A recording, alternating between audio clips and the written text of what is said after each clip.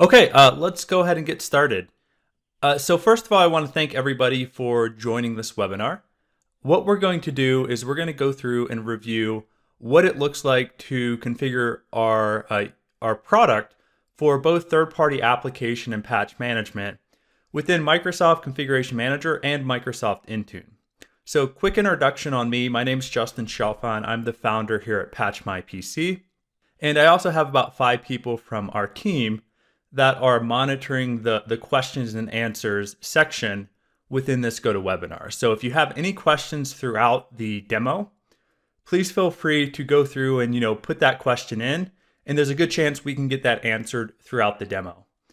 Now, I'm also going to go through and configure the product, and hopefully we'll have time at the end as well for me to address any questions that you didn't have answered during the session itself.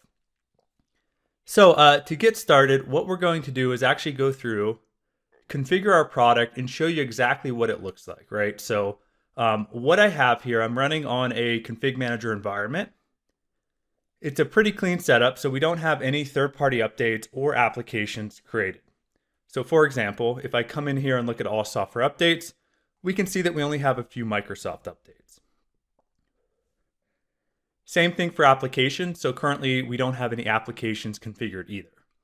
So within this, we'll go through and we'll actually show you within about 30 minutes how we can get that set up within our product. Now, if you're looking at, if this demo looks interesting, the first step for you, if you just want to evaluate things, if you come over to our download and docs page, let me go ahead and open that up. So currently, if you want to try it out, this is our full trial page. So you can come in here, you can get a full trial. And then within the download and docs page is where we can actually go and download the MSI that we use for installation. Now within that same download page, we do also have a free setup session that you can configure. Like if you want to go evaluate it, but you want to work with one of our engineers, you'll be able to go through and schedule a session to help actually set it up within your environment if you want it. So within here, I'm going to go ahead and launch our publisher installer. Now, a little background on what this tool does. This is what allows us to actually go through and publish the updates and applications to either Configuration Manager or Microsoft Intune, or even both if you wanted to. So this has the capability to both do Intune apps as well as Config Manager third-party updates and applications. The only option that you would get within the installer is if you want to enable Intune standalone mode. So if you did want to enable Intune only and you weren't using Config Manager, you could simply check that box and that would just disable some of the prerequisite checks that we have.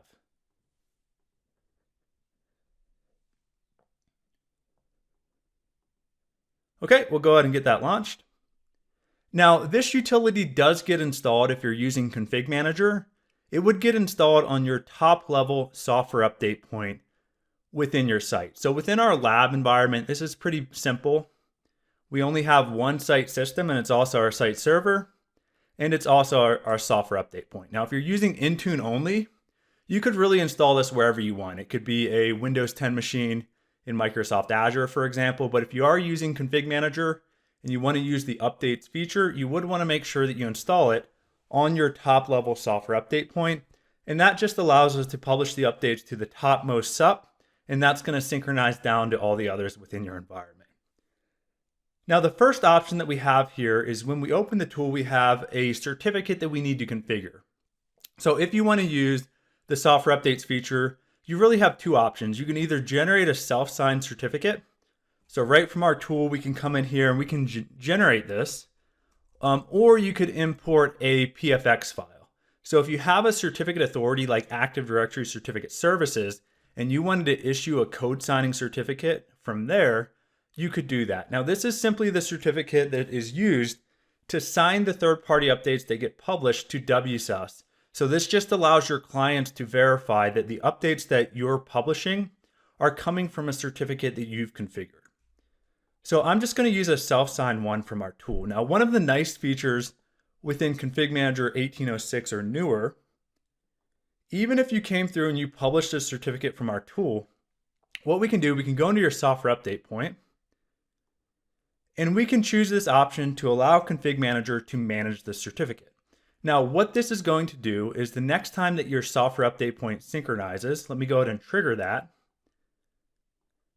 It's going to actually read that certificate and it's going to import it into Config Manager. Oh, sorry, I opened our log file. What I actually wanted to open was the WSync Manager log. So there we go. We can see the sync completed, and we can see that it did detect that new certificate that was generated through the Patch My PC tool. So what's going to happen if we come back into our software update point? We've now got that prerequisite of our code signing certificate for the WSUS signing for our updates, third-party updates.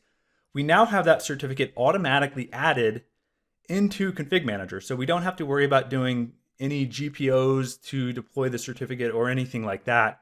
It can all natively be handled within Configuration Manager.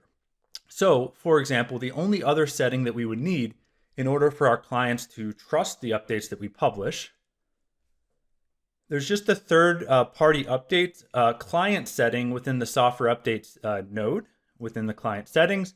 And the only other thing that you'd want to do ahead of time would be to enable the third-party software updates. So that's going to allow your clients to automatically install that third-party certificate using Config Manager natively in the client. So that's really all there is from a prerequisite side, is really just that certificate's the big thing there. Now, jumping into our next step, so we have 3 different tabs here. This will be primarily what you guys are working with. So we're going to have the Updates tab, the Config Manager Apps tab, and one of our new recent features is going to be the Intune Apps tab. So this is where, really all the core work would happen within our publisher. So the updates, that's going to correspond to software updates within Config Manager. So whichever products that we select here are going to automatically publish into your Config Manager site as a software update. So once we get this configured, we're going to see these third-party updates starting to flow in automatically. Now, the other one's going to be our Config Manager Apps tab. So what this is going to be is which products you want to use as a Config Manager app. So the apps, what's nice about that compared to the updates is they can be installed even if the application isn't there, right? So you could use these in task sequences, you could use these in collection deployments, or any other deployment option that you would have for applications within Config Manager. Whereas with updates, what that will allow you to do is patch applications that are already out there in your environment. So once you get our applications deployed using task sequences or collections, that's really where the third-party updates come into play, where it can keep those machines up to date once they're already out there, and you can report on all the compliance for your third-party apps. And then lastly, the newer feature that we've had only in the past 2 or 3 months or so are our Intune apps. So the way that that's going to work is it's going to automatically populate your apps here in Intune for whichever products that you select within that tab. So we're going to actually go through and we're going to enable all 3 of these and show you how simple that can be. Now, before we get started, let's go ahead and look at our supported products page. So we currently have, I don't even know how many apps we have today. I know it's probably a bit over 300, and that's simply because we add apps all the time. So if you are kind of interested in just seeing which apps we have, you can go over to our supported products page. And probably more importantly, if there's an app that we don't support that you use in your environment, we do have a link right from that page to our user voice page, right? So this is going to be where if there's an app that we don't have and you want to request it, or you want to go search for existing apps that may already be requested and vote on those, you have the ability to come in here and just search our ideas portal or submit a new request. Now, just for some context, what I'm going to do is jump over to our roadmap just to show you how many apps that we've been adding lately. So just patchmypc.com /roadmap. And that's going to give you a list of kind of all the features and things that we've been shipping recently within our product. So for example, you can see all these different features that we've released. Now, anything that has a dark blue and tagged as a new product, these are going to be new applications that we've recently added. So in the month of April, for example, we've added probably somewhere about 10 apps, and we usually do about 5 each month on average or so. So the app list is always growing, and it's really going to be based on the needs of our customers and what requests that we're seeing people are voting up within our user voice. Now, for this example, one thing that can be quite helpful, since we do have a large list of products, so if you come in here, you can see that there is a large list of products that we have available. One of the features that can make this quite helpful is we have this scanning tool. So what this will allow you to do is you'll be able to go through, put in your config manager database in the database name, and you'll be able to actually go out and scan your entire environment. So this uses hardware inventory that Config Manager collects by default on your devices. So we can tell you, based on all those products that we support, how many of those are actually installed within your environment today. So the way that that will work is from here, you can come through and you can say, hey, I want to enable everything that we detected within our scans, and within a couple clicks, you could actually have every product that is already installed within your environment available and ready to publish. Now, for time's sake, in this example, we're not going to actually go through and configure that. But one other option that we have within the scanning tool is we can actually make this reoccurring. So if you wanted the scan to evaluate every time that we perform a synchronization to check for new third-party updates, you could have criteria that says something like, if a product is now installed on at least 10 machines, automatically enable it, for example. Just uncheck that and then cancel. Now, before we actually enable some products, let's actually right-click. And once we right-click at the all products level, at the vendor level, or even at the individual product level, you'll see that we get a list of customizations that we can apply during the patching process. So for example, let's say that there's an application where you wanted to, automatically close that process before the application is updated. Maybe it's one where it doesn't update successfully if the app is in use. We have a right-click option where you can simply go in and say, I want to automatically close the app before updating. We can also skip the update if the app is in use, and then it will attempt during the next software update, deployment, and evaluation cycle on the client. We can also do things like delete shortcuts, disable the self-updates for products, and then enable logging. So what we're going to do from the all products level, we're going to go in, we're going to delete any public desktop shortcuts that get created by products. We're also going to disable the self-update feature. And then the last option that I'll show you here, let me just copy a UNC path. So we can see that we just have a network share called Feld Logs. So I'm going to go ahead and right-click all products. I'm going to choose Enable Logging.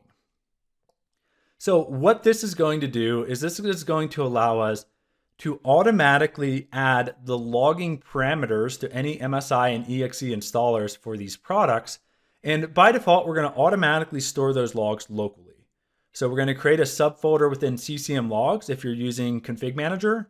If this is an Intune log, by default, it would go in program data. And we'll look at that one here in a second. And then this last option can be quite helpful.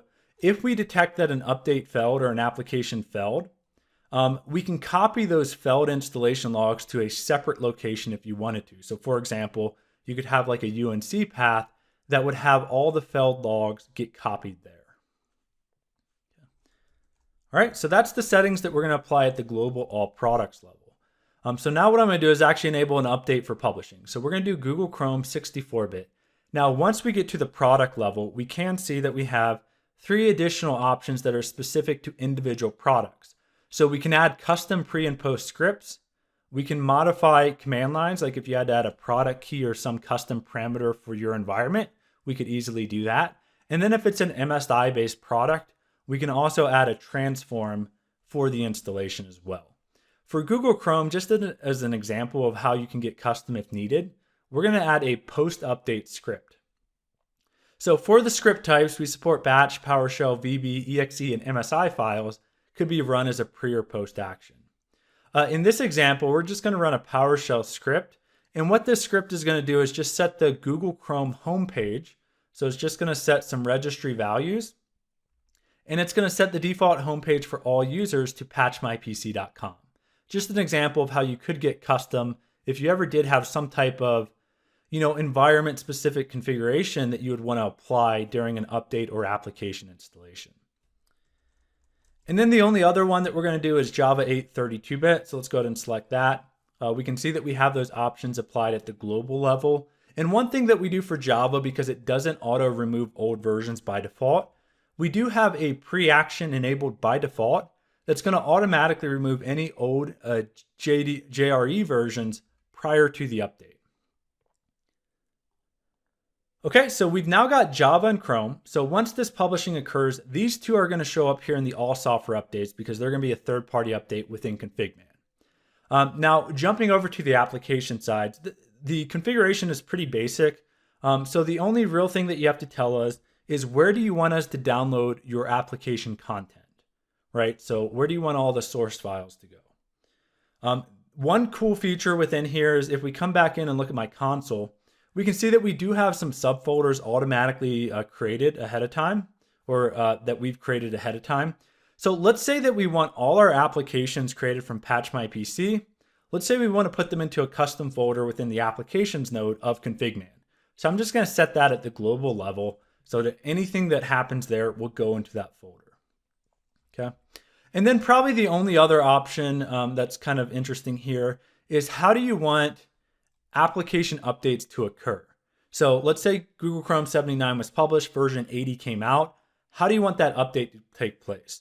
So by default, we're going to update any previous application that we've created for Chrome in place, meaning that you won't have to go through and you won't have to, like if it's a task sequence, you won't have to go and, remove the old app and add the new one. We would simply be updating the existing app that we had, which would include updating the detection method within the deployment type, updating the content and your distribution points.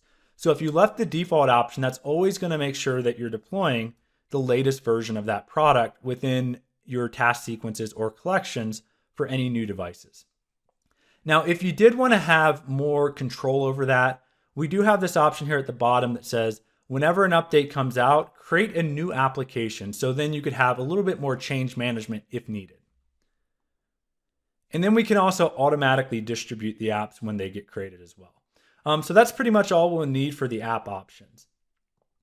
Now, what's interesting here is, for the most part, it's almost the exact same list for the products that support update publishing versus the products that support base application creation within SCCM.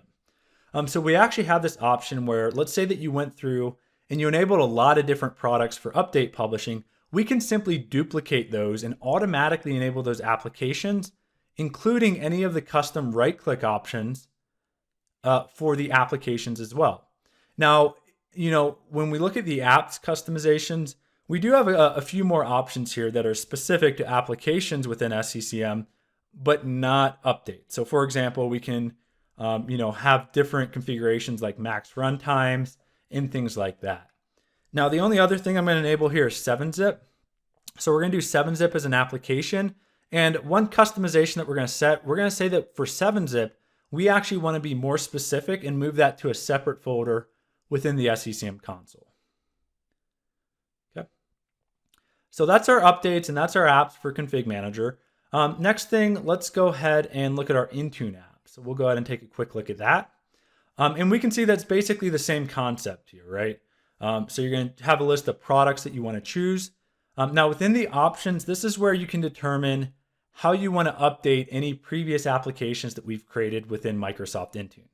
So by default, we're going to automatically copy any assignments that might have been created for the previous version, like Chrome 79, and we would automatically duplicate those assignments whenever there's a newer version out, like Chrome 80, for example.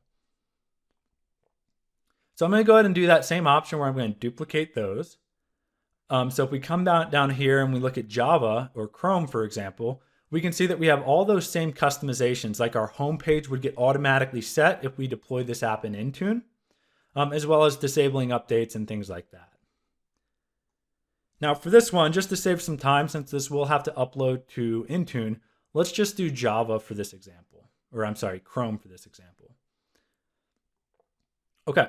So that's pretty much it as far as all the products that we're going to enable for publishing. So what I'm going to do is I'm going to go ahead and trigger our first synchronization.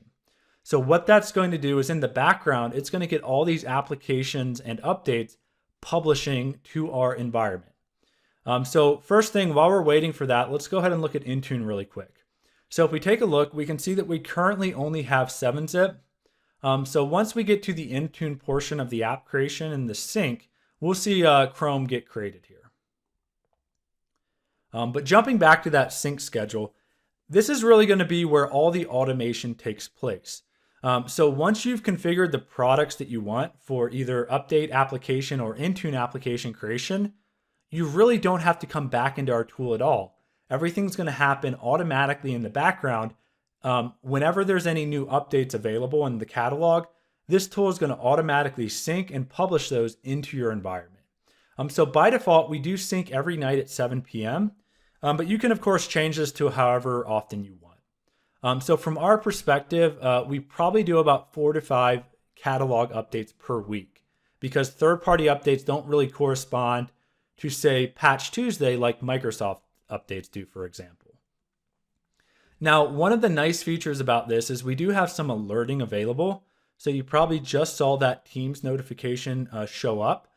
So you can get automatically emailed, or you can even enable a Teams webhook for new notifications whenever anything gets published. So for example, let's go down to the bottom of the messages here, and we can see that we actually just had a new update published to SCCM for Google Chrome. So if we look at that message, we can click out. That will take us directly to release notes. So we can see, for example, this Chrome update was a security update. We can see that this one had CVEs associated with it. So for example, if I look at the CVEs and click that, we can see that actually takes us out to the National Vulnerability Database directly, where you could get more information about the CVEs for the update that was just published into your environment real time. So definitely helpful for staying up to date with updates that are being published and now available within your SCCM updates. Okay, same thing for Java. So Java just published. We can quickly go out to the release notes there. We can see this one had quite a few more CVEs, and that could also be directly clickable there as well. Okay. All right, so now we're moving on and starting to create the applications within SCCM. So if we look over here, we can see that that 7-zip application actually just got created. And we also get notified within our Teams alerts for any applications as well. So same thing, we have our app created for Chrome, and then we just had our app auto created for Java. Okay, so we can see the updates are already starting to synchronize in.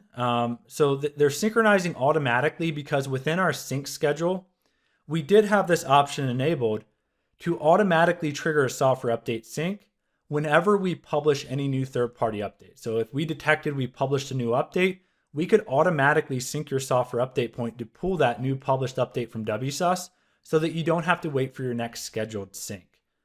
So just while we wait a few minutes for the other update to sync in, let's take a quick look at our applications that we had created within Config Manager. So for example, if I look at that 7-zip one, we can see that it did put it in that custom subfolder.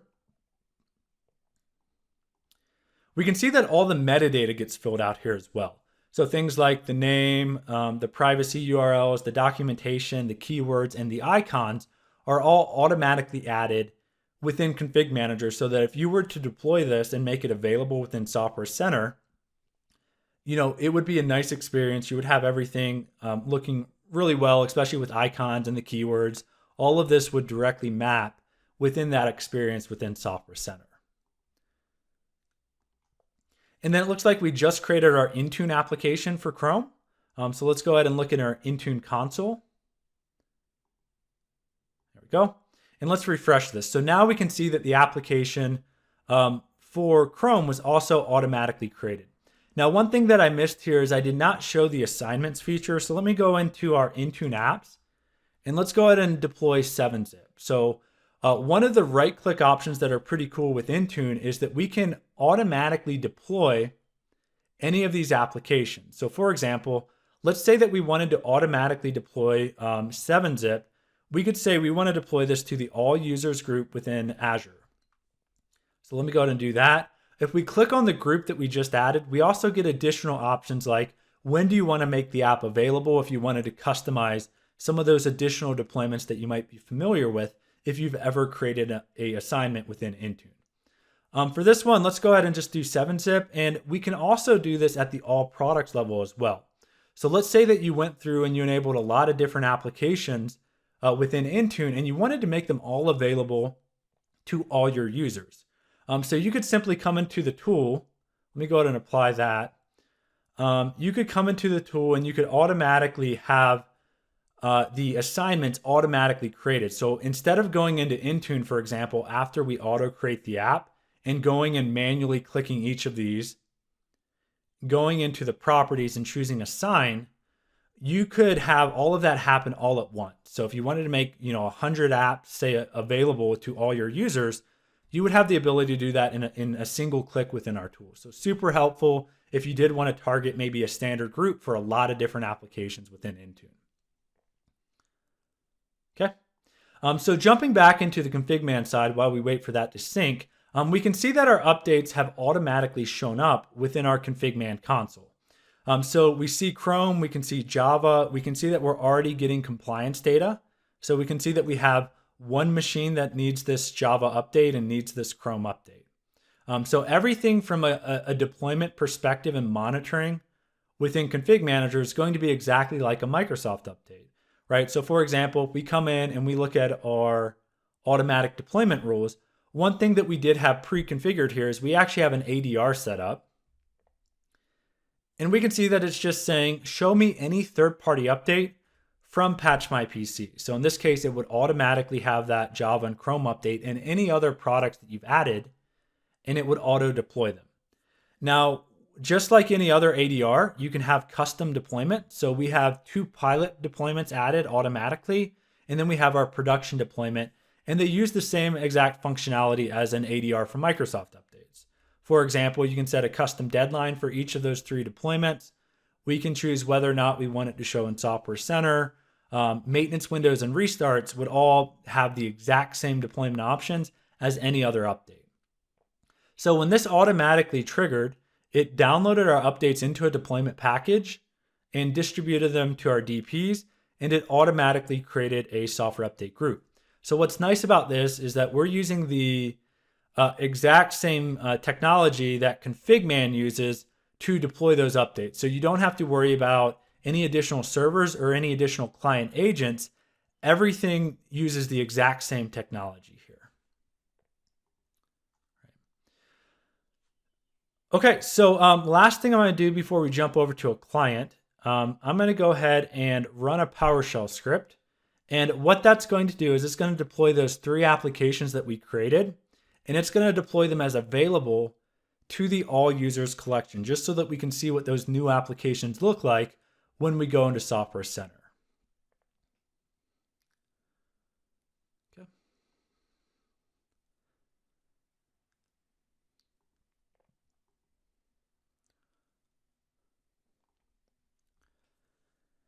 Okay, so we've just switched over to a client, so you should be seeing this screen now. If not, just let me know in the comments. But you should see our client device here.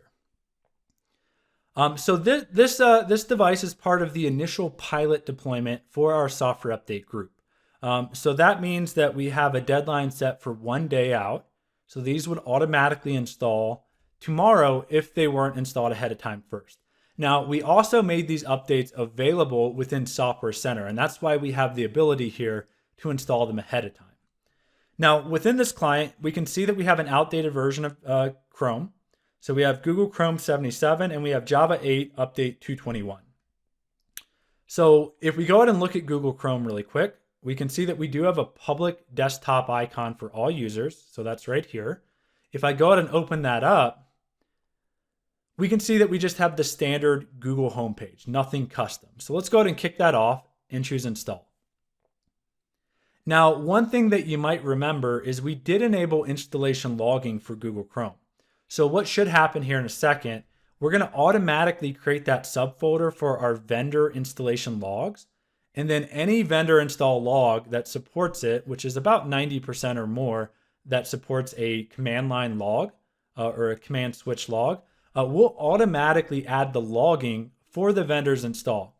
So this is actually Google Chrome's MSI log. So let's say, for example, you ever had a device where the update or application installation was failing. Instead of just getting a generic 1603 exit code, you would actually be able to come in here, look at the log file to specifically see why that update was failing on that device.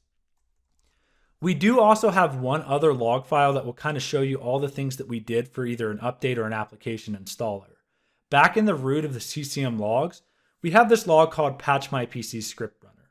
So if you enabled any of those custom right-click options for a product, we'll actually log out and show you exactly what we're doing throughout this process. So for example, we'll see when we start running the vendor's installer, we can see that we also deleted that shortcut on the public desktop. We also enabled 3 different reg values to disable the self-update feature based on that right-click option. And then the last thing here, because we did define that custom PowerShell script, we can see that running as well as the exit code that everything returns. So if we come through and we look at this, we can see that that shortcut is now totally gone. And if we go ahead and launch Google Chrome from the start menu now, we can see that that home page was automatically set using that custom PowerShell script. So, any of those customizations that you've applied, you can actually see those all happening within a log file if you ever did have to troubleshoot something. So that's our Chrome update. The only other thing we'll mention with Java is that we can currently see the Java updates are enabled. So if we look at the Java control panel, we can see that it's set to check for updates. And we can even see that we're getting notified here in the taskbar that there's a new Java update available. So I'm going to go ahead and click this. What we're going to notice is that Java control panel app is going to auto close. Actually, I don't know. I may have not enabled the right click option on Java. So that one might actually not close for this scenario. But if we come back to our Patch My PC log, we will be able to see everything that's taking place for this installation. So for example, if we come in and we look at our vendor logs, we can now see that even that exe installer for Java, it automatically added the logging switch and it's saving it to whichever folder that you defined within your process. So there we go. We can see that Java is now up to date. So if we come back into Add or Remove Programs, we can see that we went from Google Chrome 77 to version 80, and then we went from JRE 8 update 221 to 241.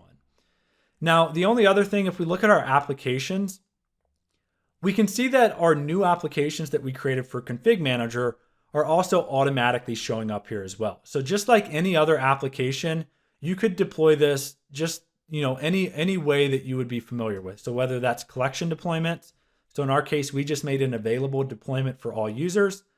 You could also deploy this in task sequences or any other method that you could have within Config Man. So I'm going to go ahead and kick this off. We're also going to see we use the same exact log file. So if we look at that Patch My PC Script Runner, we should see here in a second that it's going to start to install 7-zip. There we go. So we can see the 7-zip installation taking place. We can see that it's using the exe, and we can also see the command line that we ran for that product as well. One nice feature, we also will set the uninstall command line as well. So if you ever wanted to deploy an application as an uninstall type, you could always revert back to a previous version of an application or an update using our application feature here as well. All right, so that looks good from the client side. Let's jump back to the server here for a second. There we go. Okay, so we actually went over to one of our Intune devices. So what we're going to do, we're just going to check whether or not Company Portal is showing the new applications that we've deployed. Sometimes there can be a little delay, so we may or may not see that 7. Okay, it looks like it did. The policy did update here in time. So we can see both that Google Chrome and that 7-zip application that's been automatically deployed and created using Microsoft Intune and the Win32 applications. So we'll go ahead and click on Google Chrome. We can see that we have the same type of experience that we saw within Software Center for Config Manager. So within Company Portal, we have descriptions, keywords, we have the release notes, we have the docs. All of these will be pre-populated for any of the apps that we create within Intune as well. So this would really function like any other Win32 app deployment. So this will save you a ton of packaging time, and it will also automatically keep those apps up to date within Intune. So for example, if you were deploying Chrome to all your users and you chose the option to, the default option to automatically update assignments from previous versions, let's say that Chrome 81 came out, it could auto create that and auto assign it to any groups that you've already deployed it to. So that's one of the ways that we can kind of keep those Win32 apps up to date and keep those clients up to date as well. Now, Intune, it might take a little bit of time where it does have to download this from Intune. So what we're going to do, we'll jump back to the server and we'll review some of the reporting options available. Okay, so we're back on the server. Now, one of the nice things about the third-party patching is any of the reports that you're accustomed to within Config Manager will work. So any of the native SCCM reports will work perfectly fine with the third-party updates. Now, one thing to note is that we do provide free third-party update dashboards and Microsoft as well. And you can actually use these regardless of whether you're a customer. So if you wanted to install these, you can go to the Advanced tab of the service and just click Run Report Installer. What that's going to do is it's going to automatically install some SSRS dashboards that use your Config Manager update data to show your compliance data, right? So I'll go ahead and run one of these and we'll kind of take a look. So you can either run these against only third-party updates, or if you wanted to, you could also view Microsoft updates as well. So for example, let's go ahead and make this a little wider. We can see that it will show you things like how many workstations you manage, how many servers that you're managing, and then it breaks up compliance by month for both workstations and servers for the past year. So for example, for the month of April, we can see that we have 468 instances where either an update is installed or it's required and not installed. Out of those, we're 91% compliance. If we click into that, we're going to see the updates that were released within that month. And for example, we can see that this Notepad++ update that was released yesterday, we can see that we're missing that on 8 devices. Same thing for this Google Chrome update that was released yesterday. This was one of those security updates for Chrome. So we can also see the category is also security over here as well. And depending on how deep you go into these reports, let's say we want to go to this specific update. It might take you into one of the native SCCM reports where you can get very specific about the compliance of that update, right? So from the dashboards, it's very easy to kind of dig in and kind of see which data that you might be really interested in from that graph from the dashboard. So if we come back here, there's quite a few different charts and graphs that can be quite helpful on this dashboard as well. So we'll just scroll through and kind of show all of these. They're all interactive as well. So let's say that you have one machine for this graph here that's missing between 26 and 50 updates. So that's quite a bit higher than the 12 machines that are missing between 1 and 10.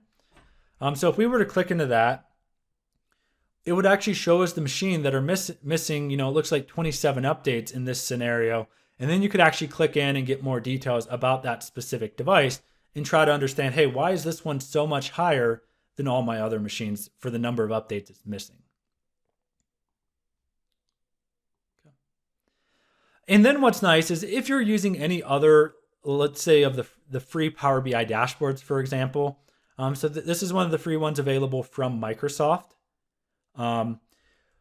Any of the patches that are coming from our product should work through any of the other dashboards or solutions that you're using because it uses the same exact update reporting mechanism as Microsoft updates within Config Manager. So definitely helpful for kind of using a single pane of glass and using all your existing functionality and reports for monitoring that. But that's pretty much the entire configuration portion of this. So we've got our apps, both our updates in Config Man, we have our apps in Config Manager, and then we have our Win32 apps automatically created in Intune as well. The only other thing we'll look at before we open up to Q&A would be the pricing. So as far as the pricing goes, let me just scroll down here and we'll take a look at that. We basically have 3 different subscription options. So the most common one that we're seeing a lot today would be Enterprise Plus. So that's going to give you essentially access to everything. That's going to include the SCCM application, the SCCM updates, and the Intune applications as well. So that's going to give you access to all features within the service. The Enterprise only option, that's going to give you access to the SCCM software updates feature, but it would not give you access to the third-party application creation. And then we have an Intune only option where if you're only managing your devices in the cloud, you would have the ability to have that Intune only subscription. But that's pretty much it from the pricing perspective. So kind of the top tier 3.5 per machine per year. Now, one thing I do want to mention is we do have a starting price at like a minimum price for each of these. So for example, the min that Intune would be $199.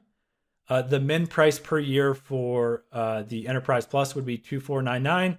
And then the min for the Enterprise only, if you only care about updates, would be $1,499. So just be aware that we do have a minimum starting price. And if you want more info about kind of why we did that, if you click that link, it will go into more details about why we came up with that minimum price. Ultimately, it has to do with a lot of the time-saving value that's there regardless of the size of your environment. So for example, we did a kind of a study here, and on average, based on the number of products we see our customers enabling, it's about 2,500 hours per year of potential packaging time that would be saved there.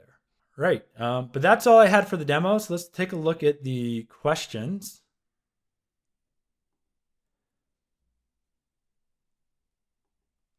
Okay, it looks like most of them have been answered.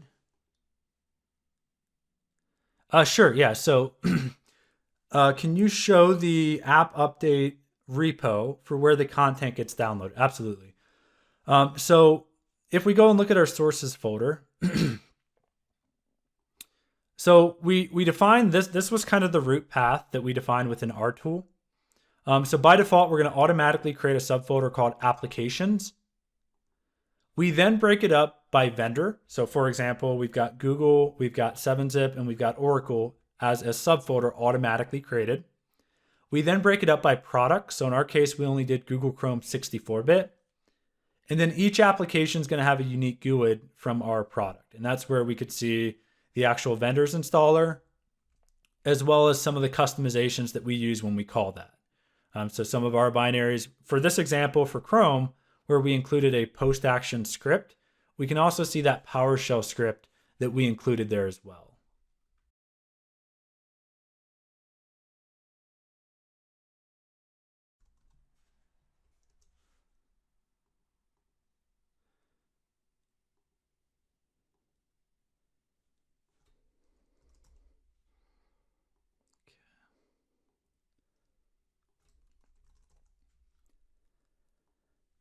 Just looking at some of the other questions here. If you have a question, also feel free to come off mute if you can. I don't think that I think you should be able to come off at this point maybe.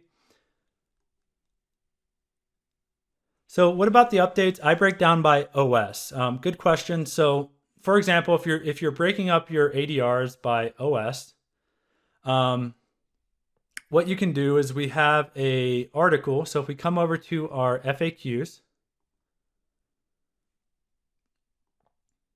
as far as deploying them by OS, that may not necessarily make sense for third-party patches because, a third-party update might be applicable to 7 and Windows 10. But if you did want to break them up using products, since they do come under a single vendor or patch my PC, the reason we do that is because there's a WSUS limitation of up to 100 third-party update vendors that are supported. Once you go above that, they stop publishing. So what we did, we're simply using a single vendor just so that we can, get around that. But if you did want to break these out by product, we have a specific KB article that talks about how to filter products, how to filter by product within an ADR. So basically what we do here is we're using title filters. So for example, let's say that we wanted to go, let's go modify ours just to show you what this would look like. So let's say that you had an ADR and you only wanted to deploy Java here. So what we could do, we could add a title and we could say the title must contain Java. So that's basically could be a replacement for the product. And now you can see that we're only deploying a Java update. Now, let's say that you wanted to exclude Java. So you wanted to deploy all Patch My PC updates, but you did not want to auto deploy Java. So what we could do, we could put a dash before the title and then preview. And now we're only going to be deploying that Chrome update because we wanted to exclude Java. So still super easy to do kind of like a product specific deployment in that scenario.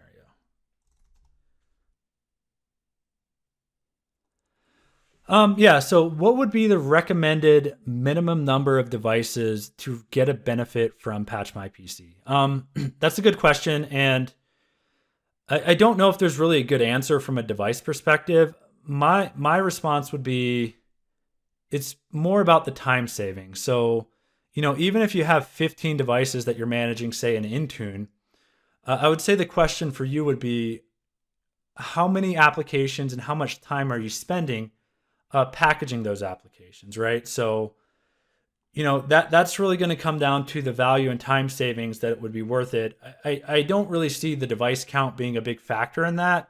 It's more how many apps are you managing, how much time that you're spending packaging and deploying those in Intune or Config Manager, and at what point would that time benefit you for the price that subscription would cost.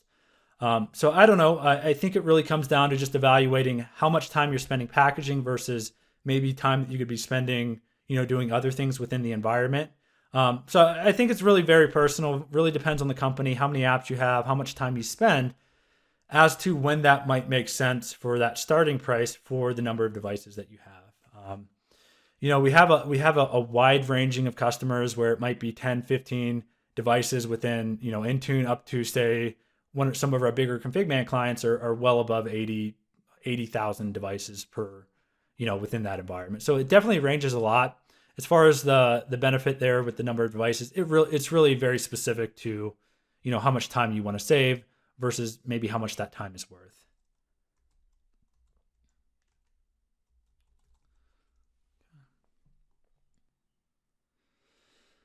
Yeah. So can you go over how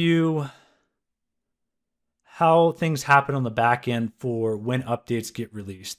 Yeah. So it's there's a variety of resources that we use for understanding when updates are available.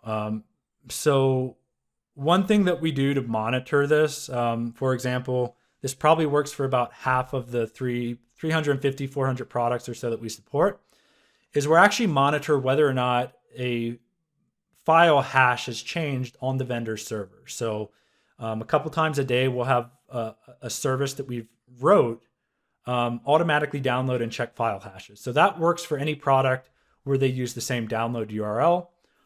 For some of the other ones, we scrap different release notes data, but it really just depends on the product. But yeah, it takes a lot of time to release updates and kind of monitor for those updates.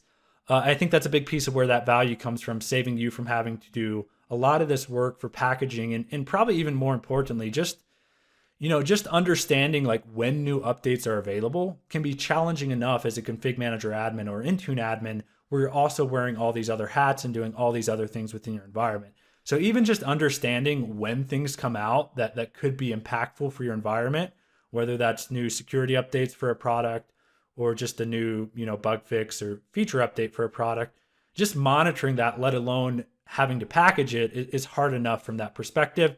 So yeah, we have a team. It takes us quite a bit of time to kind of keep up with, how things are happening.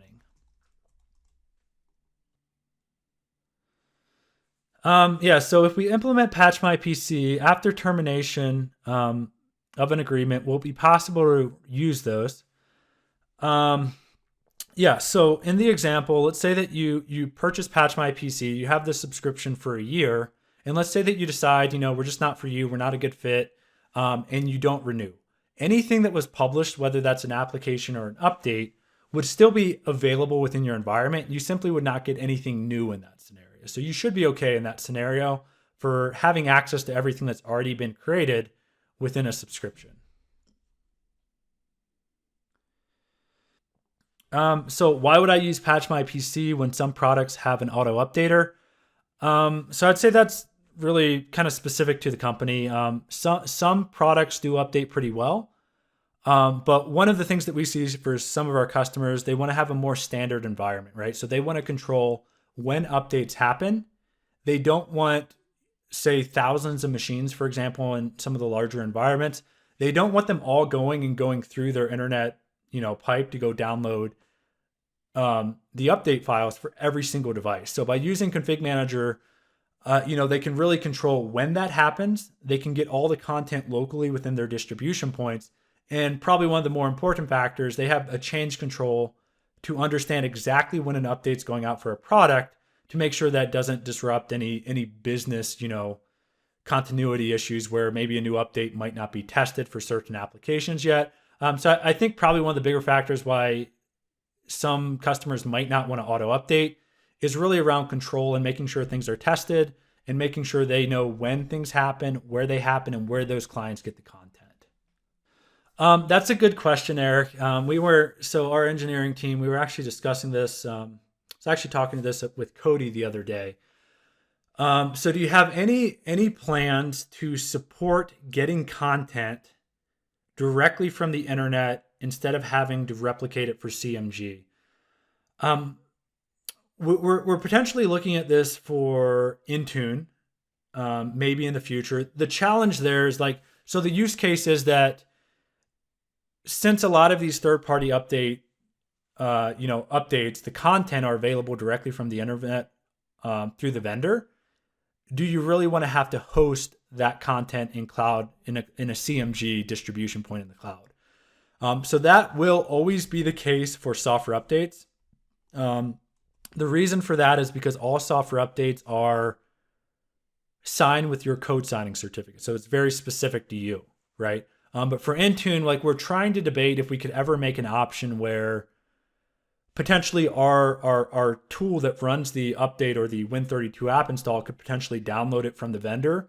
There's actually a lot of challenges in that case. The biggest one is what happens when the vendor updates the application and it doesn't match the hash of the application that we originally created. So there's some security concerns in there. There's some variables that we would have to account for, but it's something that we're trying to evaluate if that could be feasible in the future, specifically for applications, most likely within Intune.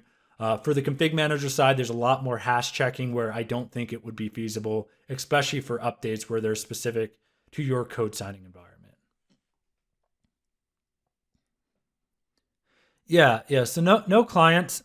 So we don't have any of our own clients. Everything would work natively, either using the config manager client or the Intune client. So you don't need anything there.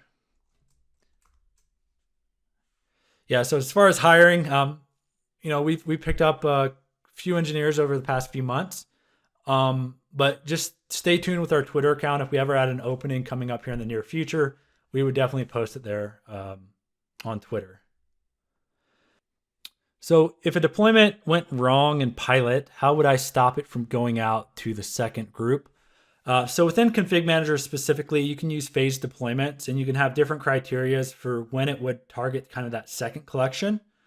So there's certainly some options there around, how you would want to proceed with different phased deployment groups within your environment to make sure that, it looks good.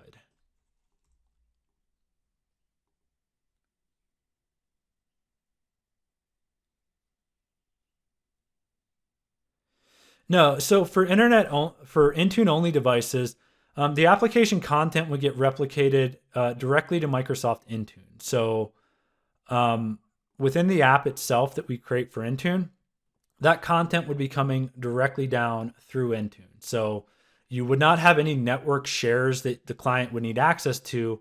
We would simply be creating an app, just like if you were to go and upload, an app for, say, Google Chrome. We're doing basically that same process. All the content would be downloaded directly from Intune in the cloud.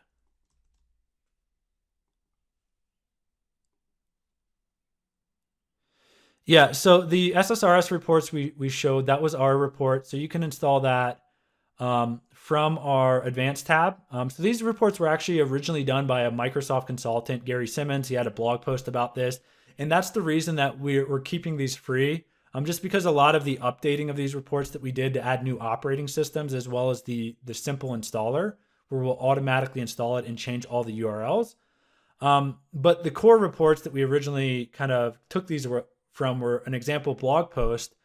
So yeah, you can go through, you can install these even if you're not a customer. And they would simply upload into your SQL reporting instance within SCCM.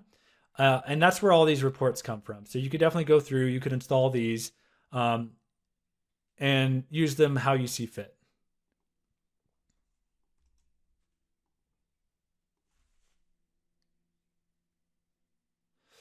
So an installed application for Intune will not be patched. Users will have to go into company portal and install the new updated application manually to get them.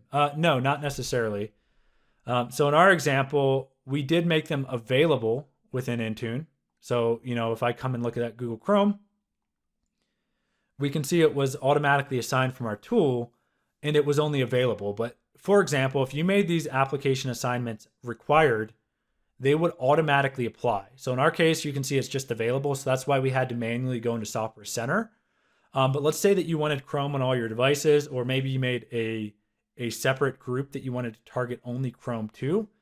If you made that deployment required, it would keep updating it. Whenever our app gets updated, it would automatically keep that required deployment and it would automatically install. So you would have the ability to have some more automation. You would simply make it a required assignment instead of an available assignment, and then it would automatically update Chrome in that scenario.